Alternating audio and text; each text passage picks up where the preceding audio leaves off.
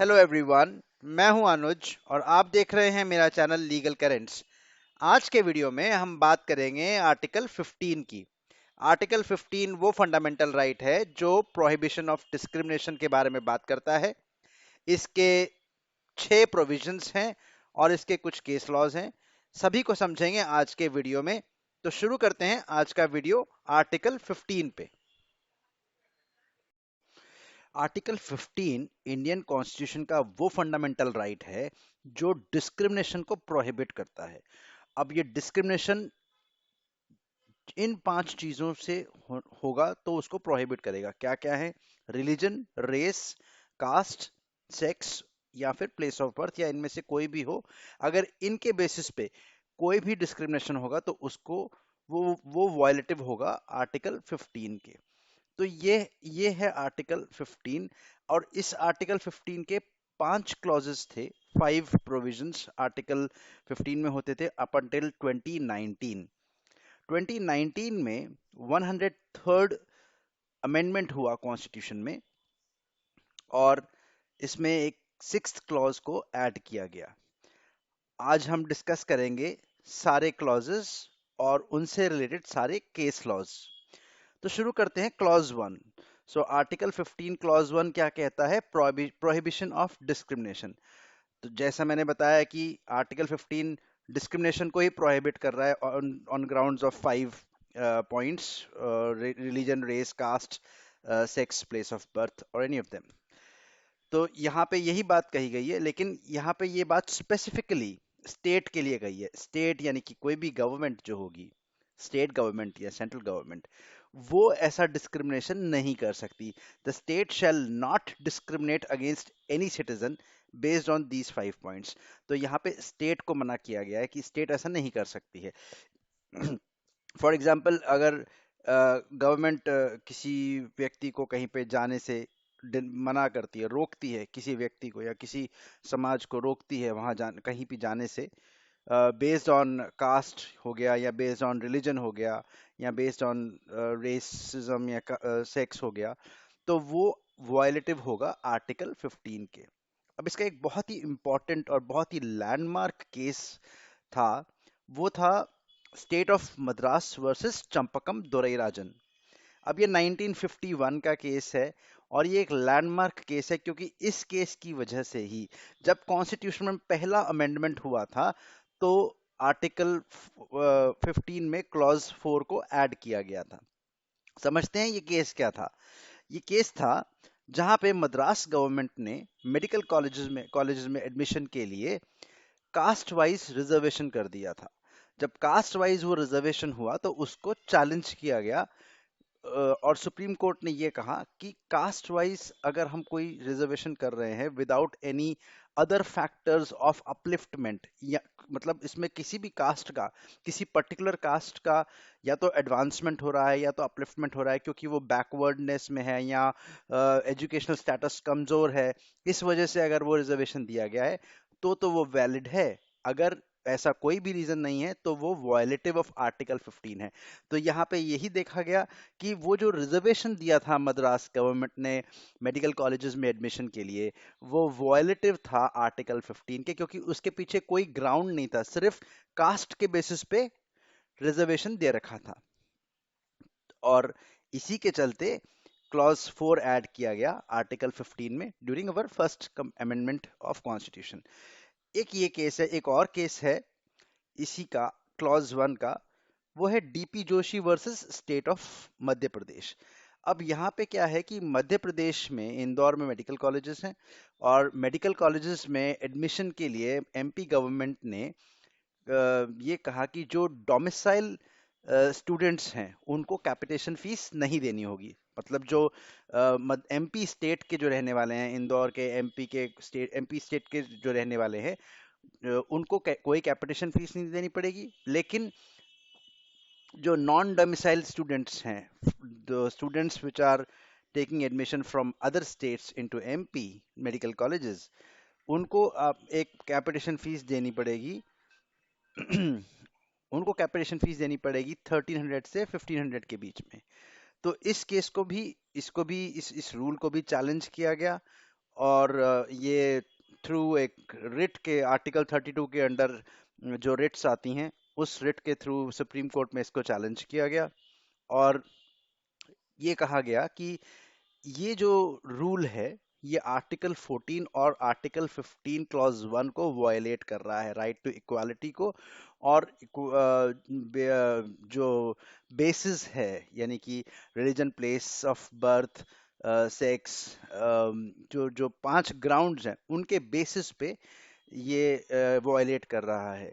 तो कोर्ट ने सब देखने के बाद ये कहा कि ये वॉयलेटिव ऑफ आर्टिकल 14 और 15 क्लॉज 1 नहीं है, क्योंकि आर्टिकल 15 क्लॉज 1 बात करता है प्लेस ऑफ बर्थ की, ना कि प्लेस ऑफ रेजिडेंस की।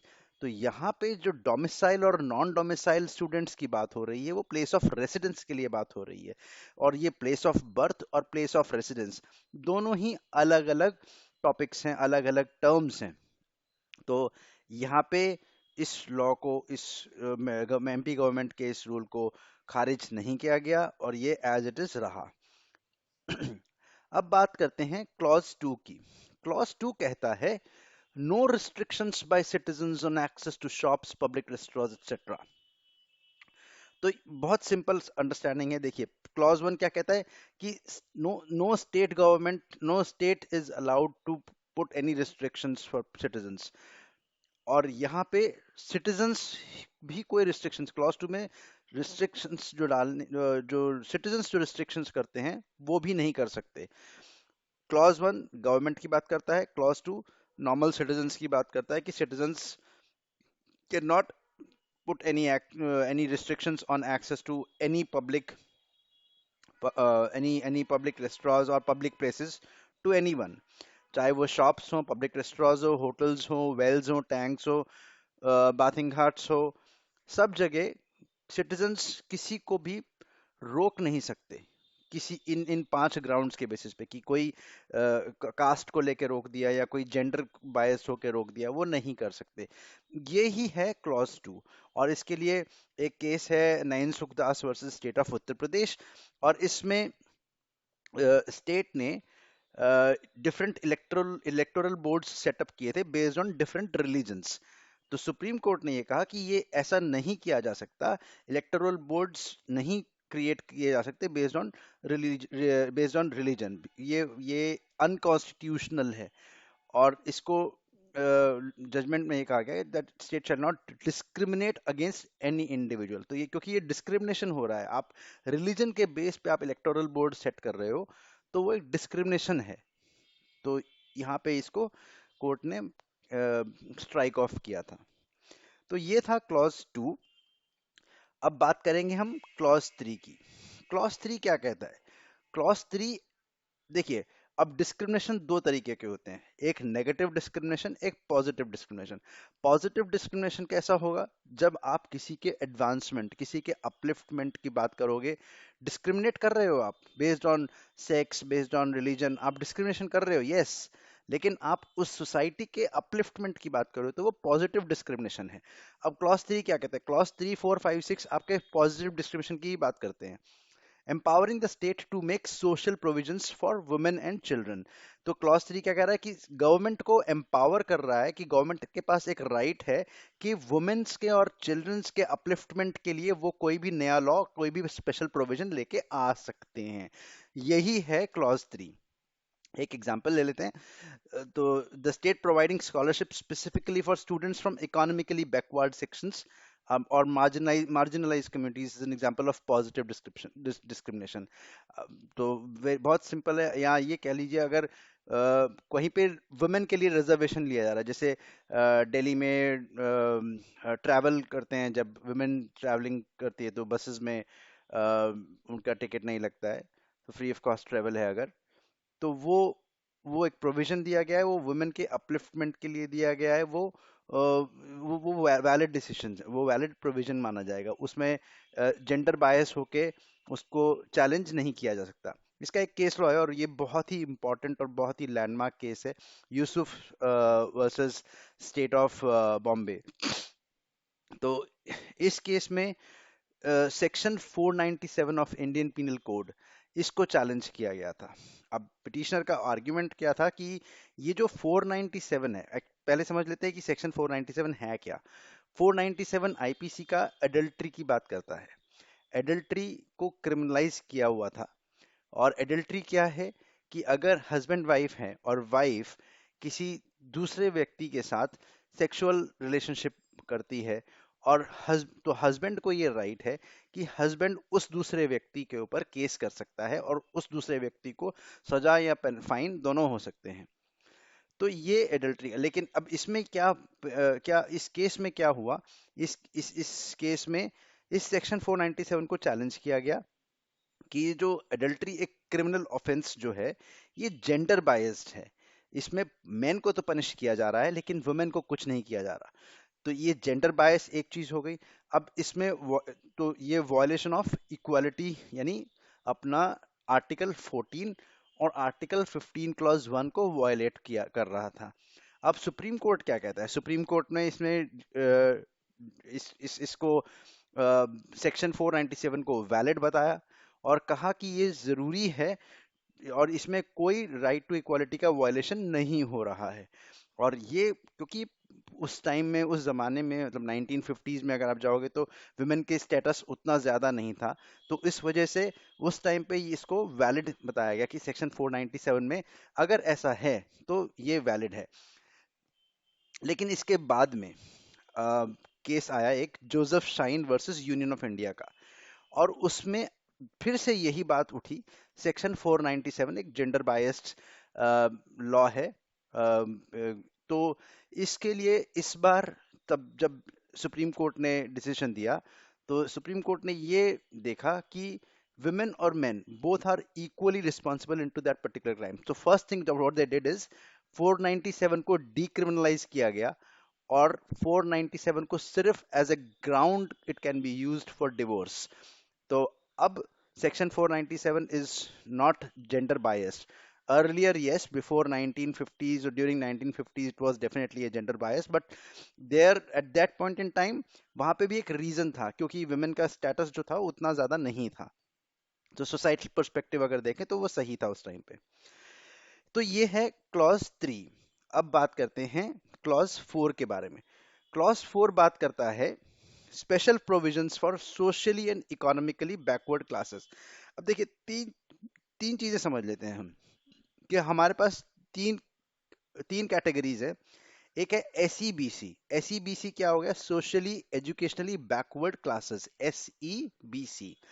दूसरा हो गया शेड्यूल्ड कास्ट, एससी। और तीसरा हो गया शेड्यूल्ड ट्राइब, एसटी। तो क्लॉज 4 जो कह रहा है कि इन तीन क्लासेस के लिए, इन पर्टिकुलरली इन तीन क्लासेस के लिए प्रोविजंस लाए जा सकते हैं, इनके अपलिफ्टमेंट के लिए प्रोविजंस लाए जा सकते हैं। इसमें एक अदर बैकवर्ड क्लासेस को भी हम ऐड कर देंगे। तो इन चार क्लासेस के लिए कोई भी प्रोविजन लाया जा सकता है इनके अपलिफ्टमेंट के लिए। और इसका एक बहुत ही पॉपुलर केस है, Indira Sahani versus union of India, 1992 का केस है, और इसको मंडल कमीशन केस के नाम से भी जाना जाता है। अब इस केस में क्या हुआ था कि अदर बैकवर्ड क्लासेस को पब्लिक एम्प्लॉयमेंट में रिजर्वेशन के लिए चैलेंज किया गया था, क्योंकि गवर्नमेंट ने अदर बैकवर्ड क्लासेस जो थी उनको पब्लिक एम्प्लॉयमेंट में एक रिजर्वेशन दे दिया। अब इस केस को, इसको चैलेंज किया गया कोर्ट में, और कोर्ट में, सुप्रीम कोर्ट ने ये कहा कि ये सोशली एजुकेशनली बैकवर्ड क्लासेस के लिए है। और यहीं पे इसी केस में एक सीलिंग डिसाइड हुई कि 50% कैप होना चाहिए रिजर्वेशंस के लिए टू मेंटेन द एफिशिएंसी। तभी से जो जो रिजर्वेशंस की कैपिंग हुई तो 50% की कैपिंग हो गई, और उसी टाइम से ओबीसी को भी रिजर्वेशन मिलने लगा। तो ये एक इम्पॉर्टेंट केस है क्लॉज 4 में। अब हम बात करते हैं क्लॉज 5 की। क्लॉज 5 जो है वो 93rd कॉन्स्टिट्यूशनल अमेंडमेंट में ऐड हुआ था। तो हमारे को क्लॉज 4 कब ऐड हुआ था? फर्स्ट कॉन्स्टिट्यूशन अमेंडमेंट में। क्लॉज 5 कब ऐड हुआ था? 93rd कॉन्स्टिट्यूशनल अमेंडमेंट में। और क्लॉज 6 हुआ था 103rd कॉन्स्टिट्यूशन अमेंडमेंट में। तो 93rd कॉन्स्टिट्यूशन अमेंडमेंट 2005 में हुआ, और इसमें ऐड हुआ ये क्लॉज जो कहता है affirmative action in educational institutions, मतलब कि ये देखो एक पॉजिटिव डिस्क्रिमिनेशन है, पहली चीज अफर्मेटिव एक्शन है ये, positive action for upliftment of social and educationally backward classes SEBC, scheduled caste and scheduled tribes। इन तीनों कैटेगरीज के लिए एजुकेशनल इंस्टीट्यूशंस में, जो प्राइवेट एजुकेशनल इंस्टीट्यूशंस हैं, गवर्नमेंट एडेड हैं, गवर्नमेंट अनएडेड हैं, उन सभी इंस्टीट्यूशंस में एक एक इनके लिए एक रिजर्वेशन रहेगा। तो इसके लिए ये एक क्लॉज ऐड किया गया था। तो reservation of seats in education institutions for economically weaker sections of citizens और एसईबीसी एससी एसटी। अब इसका एक केस है Islamic academy of education versus state of Karnataka, और इसका बैकग्राउंड ये है कि reservation of for socially and educationally backward classes in private and unaided educational institutions, इसको डील करने के लिए एक केस था। और इसके की पॉइंट्स जो थे, the court upheld the concept of reservation in private institutions to promote inclusivity. Court ने अपना जो डिसीजन दिया था उसमें जो रिजर्वेशन है प्राइवेट इंस्टीट्यूशंस में उनको एज इज रखा गया था, और इसी केस की वजह से एक ये एफर्मेटिव एक्शन था प्राइवेट एजुकेशनल इंस्टीट्यूशंस के लिए। और सारे स्टेट गवर्नमेंट्स को, actually it is the duty of government to enforce this affirmative action within their private educational institutions. तो ये एक केस है। इसके अलावा अब नेक्स्ट बात करते हैं हम क्लॉज 6 की। क्लॉज 6 आया था इकोनॉमिकली वीकर सेक्शंस के लिए। तो आर्टिकल जो ये जो ऐड हुआ 103rd अमेंडमेंट में 2019 में, ये इकोनॉमिकली वीकर सेक्शंस को अपलिफ्ट करने के लिए, उनके एडवांसमेंट के लिए ये क्लॉज ऐड हुआ था। अब इस आर्टिकल में क्या था कि 10% of the reservation has to be provide for EWS. हमने अभी तक देखा, जो हमारा इंदिरा साहनी वाला केस था, उसमें सुप्रीम कोर्ट ने एक सीलिंग लगा दी थी कि भाई 50% तक रिजर्वेशन होगा। अब यहाँ पे आया कि 10% हमें ईडब्ल्यूएस के लिए भी चाहिए। तो उस सीलिंग को रखते हुए ही उस वो सीलिंग भी रखी, उतनी ही सीलिंग रखी, कोई इसको भी चेंज नहीं किया, लिमिट हमारी उतनी ही रही। और कोर्ट ने सोशल इक्वालिटी को रिकॉग्नाइज करते हुए स्टेट को अथॉरिटी दी कि वो वीकर सेक्शन ऑफ सोसाइटी के लिए मेजर्स ला सकती है, प्रोविजंस ला सकती है, और उसी हिसाब से उसके अकॉर्डिंगली वो जो परसेंटेज है रिजर्वेशन का वो भी डिसाइड कर सकती है। And court acknowledges the economic criteria is a relevant factor for identifying social and educational backwardness. और असर्टिव जो जो जैसा मैंने शुरू में कहा कि 50% लिमिट जो थी वो उतनी ही रही, जो इंदिरा साहानी केस में डिसाइड की गई थी, उसको चेंज नहीं किया गया, वो एज इट इज रही। बट स्टेट को रिस्पॉन्सिबिलिटी दे दी कि they can bring up they can bring the changes in the provision to provide 10% reservation for economically weaker sections. तो ये था आर्टिकल 15। आई होप आपको सारे क्लॉजेस और केस लॉज समझ में आ गए होंगे। Please do like, comment, share and subscribe my channel and videos. Next video में हम बात करेंगे आर्टिकल 16 की। और इन केस आपके कोई सजेशंस हैं या कोई क्वेश्चंस हैं, और या आपको नोट्स चाहिए, तो आप legalcurrents@gmail.com पे मुझे लिख सकते हैं। Thank you everyone, till then bye bye, take care.